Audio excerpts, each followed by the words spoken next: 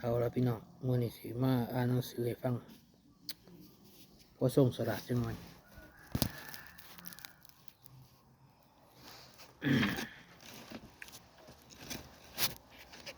หนังสือ1 นาทีฝึกม่วงค้นให้ทะลุ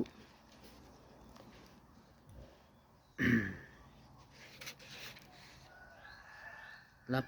สายตาให้เสียบแหลมโบกมือล่าการมองค้นผิดไปเลย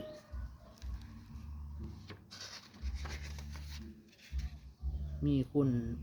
มากหลายมากหน้าหลายตาผ่านเข้ามาในชีวิตเฮาอยู่เสมอคนเหล่านี้มีทั้งคนที่เป็นมิตรและเป็นศัตรูพวกเฮาจะต้องรับมิตรสหายและระวังตัวกับคนที่เป็นศัตรูแต่พวกเฮาจะรู้ได้อย่างใดว่าเป็นมิตรหรือ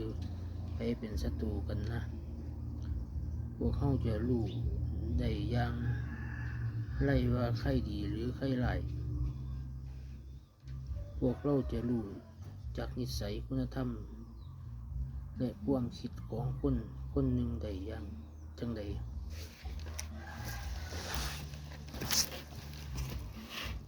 พวกเราไม่สามารถอยู่กับคนที่รู้จักทั้งวันใดบ่สามารถใช้เวลาคบหากับกันเพื่อเข้าใจตัวตนอีกฝ่ายพวกเราจึงต้องมีความเข้าใจเขาจากเรื่องเล็กๆน้อยๆผ่านการกระทำเล็กน้อยผ่านคำบอกที่ตั้งใจหรือบ่ได้ตั้งใจพูดออกมาผ่านการแต่งตัวงานอดิเรกและสิ่งเกี่ยวของคนอื่นผู้คนมักแสดงนิสัยความเคยชินและความคิดของตนเองผ่านการกระทำเล็กๆน้อยๆในแต่ละมื้อเพราะฉะนั้นการเข้าใจและมองผู้อื่นผู้หนึ่งให้ทะลุปรุโปร่งสิบ่แม่นเรื่องยากแต่พวกเราต้องสังเกตความเคลื่อนไหวของเขาสังเกตคำเว้าสังเกตการแต่งตัวแม้กระทั่งรอยยิ้มของเขาสังเกตความสูญของเขาสังเกตความเสียใจของเขา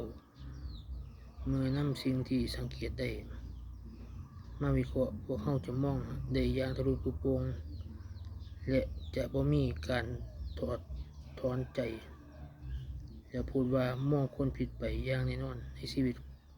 การมองคนเป็นวิชาชีวิตที่สำคัญหลาย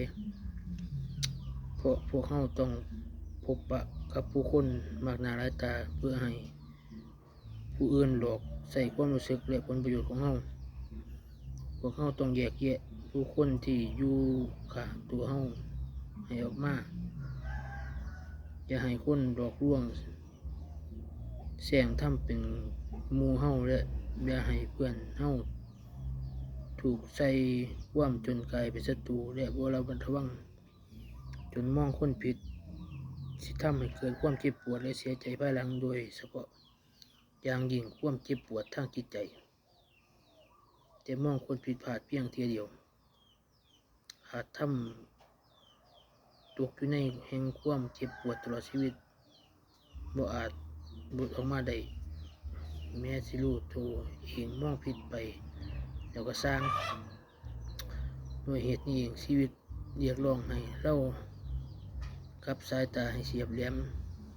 ใส่ดวงตาที่มองทะลุจิตใจคนพิจารณาผู้ที่อยู่ข้างตัวเฮาแล้วแยกแยะว่าไผเป็นมิตรหรือศัตรูโบกมือลาความเจ็บปวดจากมองคนผิดเพราะเฮาสิบ่ยอมให้ตัวเองต้องเสียใจภายหลังหรือลงเหลือความเจ็บปวดที่บ่จำเป็นเอาไว้กับตัวอย่างแน่นอน